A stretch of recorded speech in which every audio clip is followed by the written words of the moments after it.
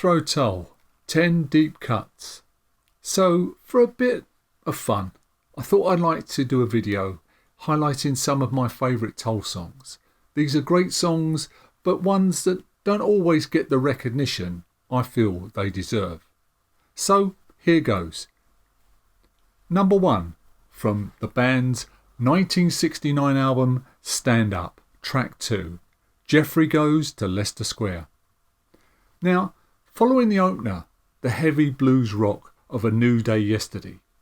Back in the day, this song came as a bit of a shock, with its opening riff stroke melody played on a balalaika. Now, a balalaika is a 3-stringed instrument which comes from Russia, usually used for Russian folk music and dancing. So to include it as part of the instrumentation on a blues rock band's album was kind of a bit strange, a bit out of place. But as we know through the following years, Tull was full of surprises. Anyway, it's an intoxicating mix of balalaika, organ, flutes, played by Anderson and Martin Barr, bongos and bass, all revolving around a tale of Jeffrey Hammond's people watching through the windows of his favourite cafe in Leicester Square. Favourite because it did the best steak and kidney pie in London. Track 2 comes from 1970's Benefit album, which for me, as the years go by, the album just seems to get better and better and becomes an all-time Tull classic. The track is from Michael Collins, Jeffrey and Me. Michael Collins was the astronaut left behind on the first moon landing in 1969, while Armstrong and Aldrin went down to the surface and drew all the adulation and plaudits. Michael Collins stayed behind in the orbiting command module. And as the years have passed, Michael Collins is somewhat forgotten in history. But it's a song about those of us who are left behind, the outsiders, the wallflowers at parties. At times the song is wistful and folky, other times powerful and driving. The band managing to convey perfectly all the sadness and frustration contained in Ian Anderson's lyrics. It's a song, as far as I know, has never been played live. For track 3, we go to 1971's Aqualung album, and my choice is Mother Goose. Strangely by now, the Jeffrey who has been mentioned on the previous 3 albums is now in the band, playing bass, and credited with odd voices on this track. Mother Goose is a strange one, with its almost psychedelic lyrics. And the foreign student said to me, "Are there really elephants and lions too in Piccadilly Circus?" It's a song mainly based around Ian Anderson's acoustic guitar, but with some deft counterpoints from Martin Barr on electric. It also features a wonderful little riff melody with Anderson on flute and Martin Barr on descant recorder. Back then, no one was making music quite like this. Track 4, Taxi Grab, which comes from an album at the time when it was released I was very underwhelmed by. Too Old to Rock and Roll, Too Young to Die. But it's another album that over the years has really grown on me. Taxi Grab is another track Tull have just forgotten about. Why is a mystery. Live, I think this would have been spectacular. It's a driving, powerful rocker, which features the rare combination of Ian Anderson on harmonica and Martin Barr on slide guitar, while the rhythm section of John Glascock on bass and Barry Barlow on drums is just phenomenal. Track 5, A Small Cigar. This can be found on the Nightcap album, a 1993 collection of odds and sods from Tull's vault. The song is a very witty hymn to Ian's passion for small cigars, and how at a party one time his small cigars are all the rage until something stronger is produced. If you ask me, they're on their way to upper middle class oblivion. The stupid twits, they roll their only one cigarette between them. My small guitar's redundant now, in their haze of smoking pleasure. I'll call it a day, get the hell away. get down the cafe for a cup of real tea. Mostly A Small Cigar is Ian on vocals and acoustic guitar until the very end of the piece when D. Palmer enters on piano with some lovely flourishes. But it's Ian's voice that makes this song special for me. Relaxed and easy, back when he had an incredible set of pipes. There was no damage, his voice was just soar. Track 6, again from Nightcap. I Don't Want to Be Me. Okay, let's set the scene. The song kicks off with acoustic guitar, mandolin, flute, tin whistle and some minimal percussion. It's all about a faded rock star, once the belle of the ball, now fed up, stuck in his mansion, depressed.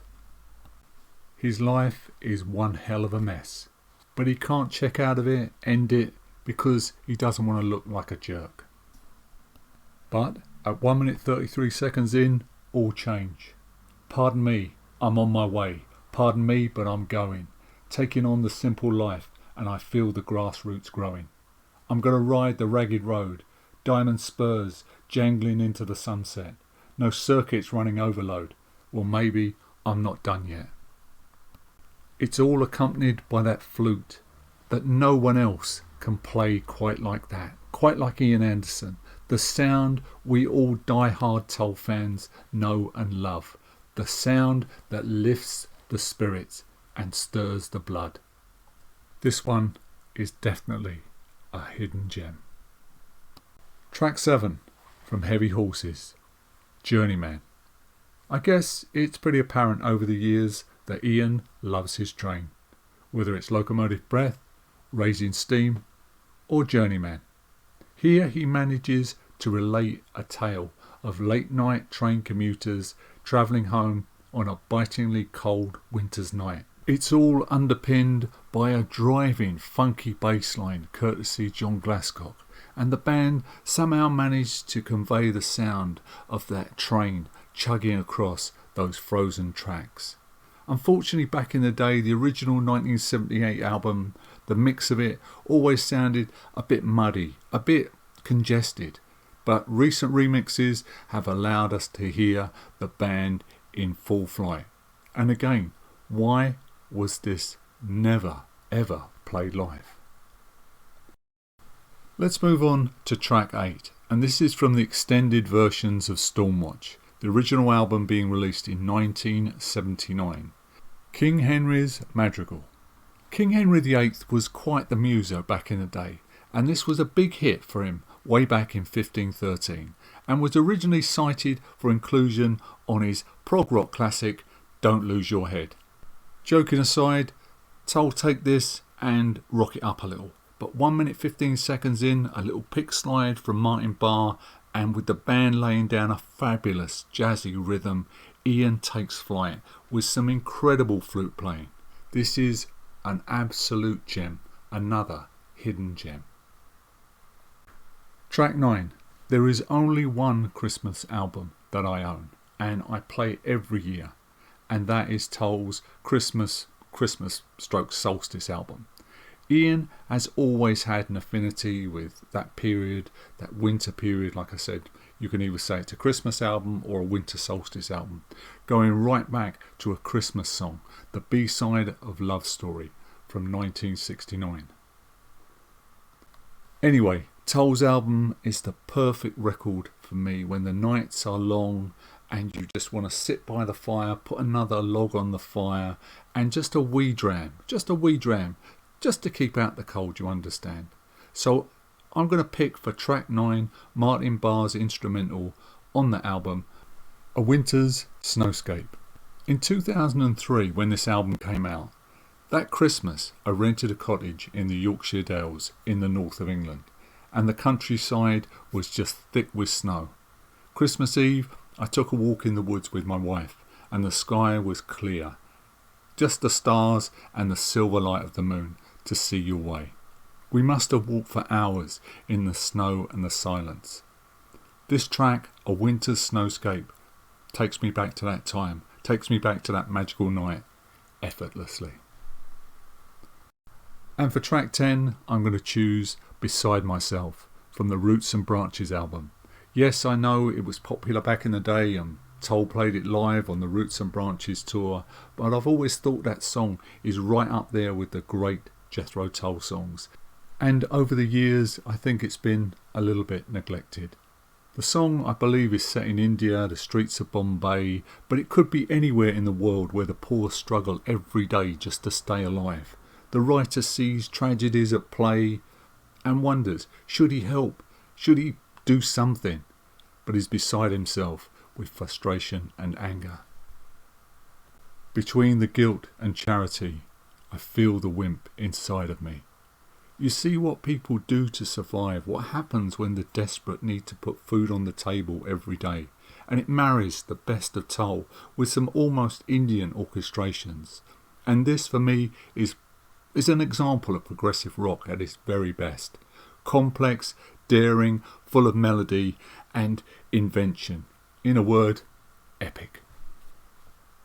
So, thanks for listening. I'd love to hear your deep cuts, your Tull deep cuts, and you'll probably think of stuff which I've forgotten over the years. So please post your deep cuts or your 10 deep cuts in the comments section below. Stay safe, stay well, and I'll see you in the next video.